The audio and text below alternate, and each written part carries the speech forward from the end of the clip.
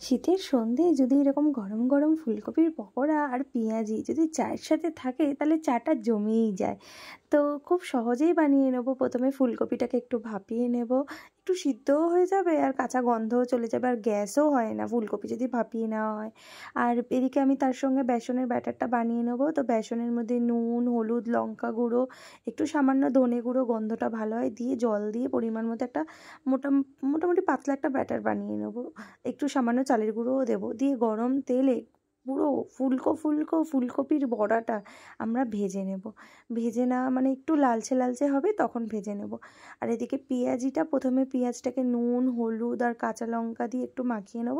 তারপর বেসন আর সামান্য চালের গুঁড়ো দিয়ে পরিমাণ মতো জল দিয়ে মাখিয়ে নেব। তারপর যে যতটা পাতলা পাতলা করে কড়াতে দিতে পারে, কড়াটা খুব গরম হয়ে গেলে তারপর দিতে হবে, না হলে ভালোভাবে লাগবে না ওটা। দিয়ে ভালোভাবে ভাজা ভাজা হয়ে যাওয়ার পর ওটাকে তুলে নেব। তুলে নেওয়ার পর এবার গরম গরম সার্ভ করো চায়ের সাথে ফুলকপির বড়া আর সঙ্গে পেঁয়াজি। খুব টেস্টি হয় খেতে।